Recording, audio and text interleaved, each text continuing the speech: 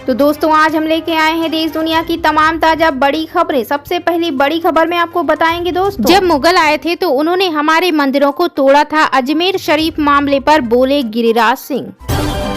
Australia में बच्चों के सोशल मीडिया बैन कानून बनने की दिशा में बढ़ाया अगला कदम। संभल में जुमे की नमाज को लेकर पुलिस पूरी तरह मुस्तैद। कमिश्नर की लोगों से अपील, कोशिश करें जामा मस्जिद न आए। पाकिस्तान नहीं जाएगी भारतीय टीम, विदेश मंत्रालय का आया बयान। वाराणसी के 115 साल पुराने कॉलेज पर वक्फ की संपत्ति होने का दावा। चक्रवाती तूफान फेंगल से श्रीलंका में तबाही, भारत में भी भारी बारिश का अलर्ट। लश्कर तैयबा के मोस्ट वांटेड आतंकी को रवांडा से लाया गया। भारत बंगलुरु में आतंकी साजिश रचने का आरोप। हिंदुओं की सुरक्षा करे बांग्लादेश की सरकार। जयशंकर की मोहम्मद यूनुस को 2 टूक लोकसभा को बताई एक एक बात। गाजा पर इजरायली हमले जारी, 40 मरे। बाइडेन ने युद्ध विराम के लिए दिए संकेत। हेमंत सोरेन ने रचा इतिहास, 4थी बार ली सीएम पद की शपथ। इंडिया गठबंधन के नेता रहे मौजूद।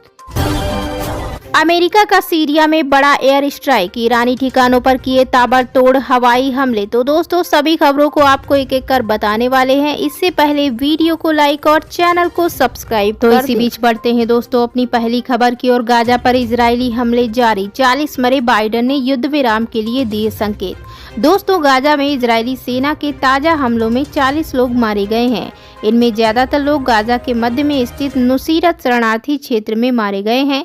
इन्हें मिलाकर इजराइल के हमलों में गाजा में अभी तक करीब 44,300 फलस्तीनी मारे जा चुके हैं। इसी बीच बढ़ते हैं दोस्तों अगली खबर की ओर। हेमंत सोरेन ने रचा इतिहास, 4थी बार ली सीएम पद की शपथ। दोस्तों गुरुवार को रांची के मोहरबादी मैदान में हेमंत सोरेन ने 4थी बार सीएम पद की शपथ ली। राज्यपाल संतोष कुमार गंगवार ने हेमंत सोरेन को शपथ दिलाई है। हेमंत सोरेन के शपथ ग्रहण समारोह में इंडिया गठबंधन के नेता भी मौजूद रहे। तो इसी बीच बढ़ते हैं दोस्तों अपनी अगली खबर की ओर। जब मुगल आए थे तो उन्होंने हमारे मंदिरों को तोड़ा था। अजमेर शरीफ मामले पर बोले गिरिराज सिंह। दोस्तों राजस्थान के अजमेर दरगाह में शिव मंदिर होने का दावा किया जा रहा है। इसे लेकर स्थानीय अदालत में एक वाद दायर किया गया। वहीं इस मामले को लेकर सियासी बयानबाजी भी तेज होती जा रही है। अब इस मुद्दे पर केंद्रीय मंत्री गिरिराज सिंह का बयान सामने आया है। उन्होंने कहा कि कोर्ट ने सर्वे के लिए आदेश दिया है तो इसमें दिक्कत क्या है। केंद्रीय मंत्री गिरिराज सिंह ने कहा, अजमेर मामले में कोर्ट ने सर्वे का आदेश दिया है। हमारा काम है कि अगर किसी हिंदू ने याचिका दायर की है तो उस पर कोर्ट ने सर्वे के लिए आदेश दिया है तो इसमें दिक्कत क्या है। उन्होंने कहा, ये सत्य है कि जब मुगल आए थे तो उन्होंने हमारे मंदिरों को तोड़ा था। कांग्रेस की सरकार आज तक केवल तुष्टीकरण करती रही है। तो इसी बीच बढ़ते हैं दोस्तों अपनी अगली खबर की ओर। ऑस्ट्रेलिया में बच्चों के सोशल मीडिया बैन कानून बनने की दिशा में बढ़ाया अगला कदम। दोस्तों ऑस्ट्रेलिया की संसद के उच्च सदन सीनेट में बृहस्पतिवार को एक विधेयक पर चर्चा हुई जिसमें 16 वर्ष से कम आयु के बच्चों के सोशल मीडिया का इस्तेमाल करने पर प्रतिबंध लगाने का प्रावधान है। संसद का निचला सदन प्रतिनिधि सभा पहले ही इस विधेयक को सर्वसम्मति से मंजूर कर चुकी है।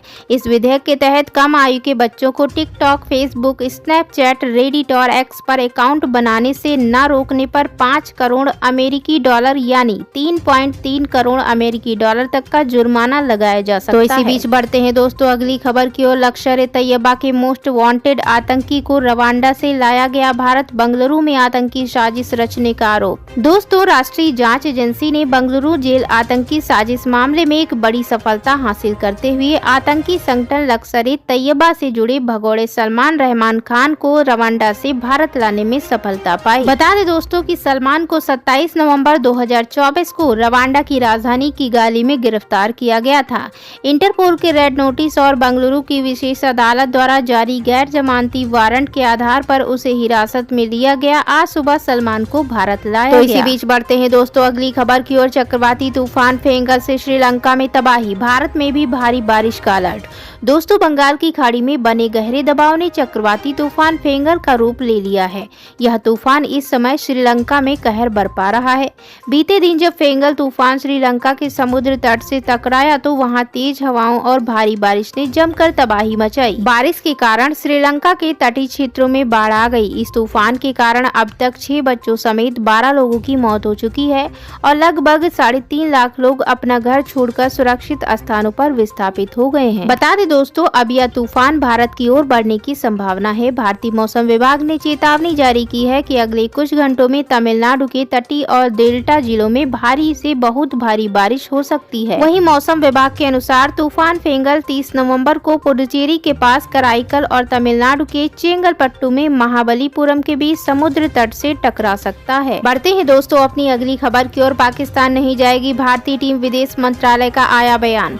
आईसीसी चैंपियंस ट्रॉफी की मीटिंग में फैसला हुआ है कि टीम इंडिया को पाकिस्तान न भेजा जाए।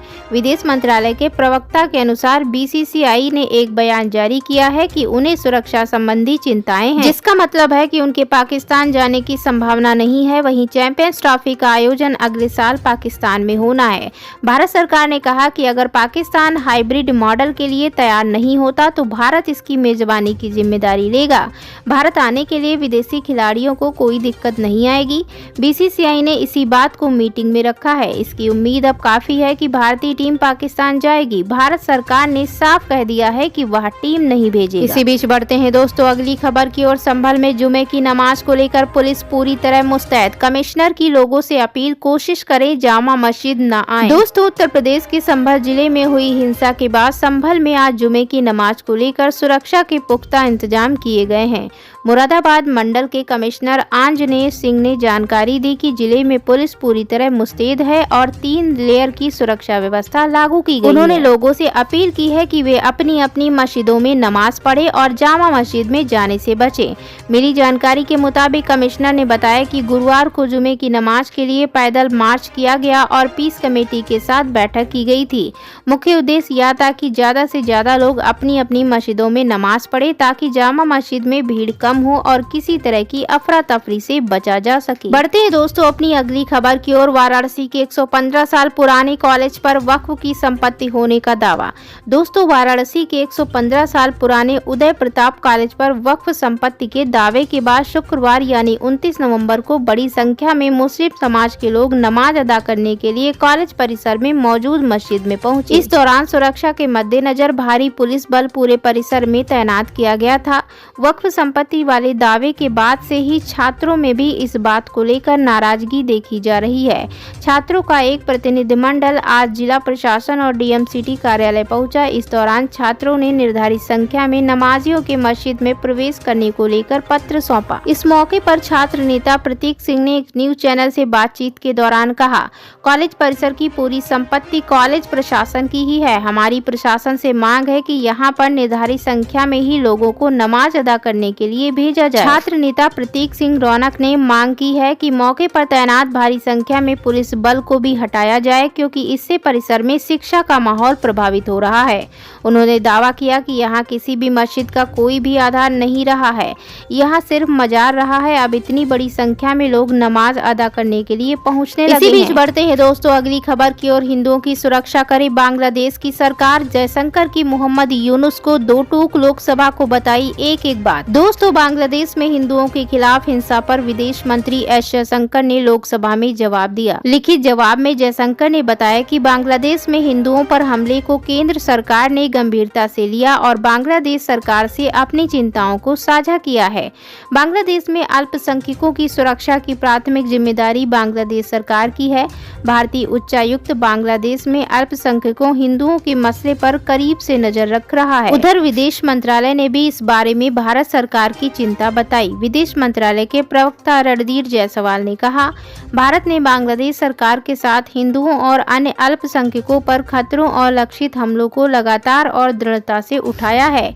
इस मामले पर हमारी स्थिति स्पष्ट है। अंतरिम सरकार को सभी अल्पसंख्यकों की सुरक्षा की अपनी जिम्मेदारी निभानी चाहिए। विदेश मंत्रालय ने कहा, हम चरमपंथी बयानबाजी, हिंसा और उकसावे की बढ़ती घटनाओं से चिंतित हैं।